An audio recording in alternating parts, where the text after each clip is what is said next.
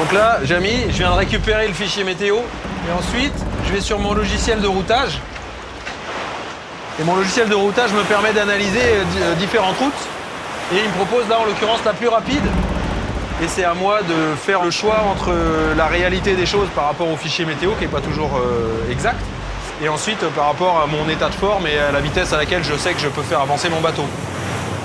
Et pour toute cette analyse météo et le routage, Jamy, pendant le Vendée Globe, j'ai pas le droit d'être aidé à terre. Jamy, on peut peut-être faire une petite exception. Tu peux me rappeler comment ils se forment les vents déjà?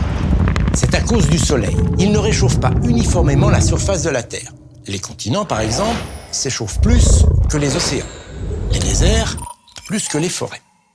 Dans les régions équatoriales, par exemple, l'air se réchauffe beaucoup. Il se dilate, monte en altitude et exerce moins de pression. C'est ce qu'on appelle une dépression.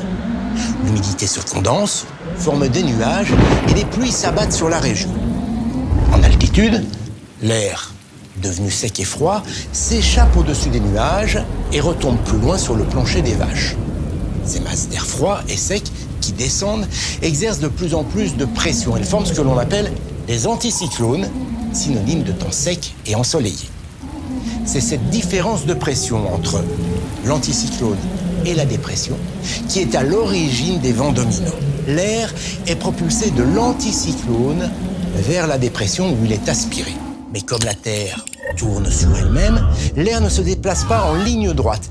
Il est dévié. Eh bien, c'est ainsi que se forment les grands vents que Tanguy va rencontrer au cours du Vendée Globe. Les alizés aux tropiques et les vents d'ouest aux latitudes plus élevées.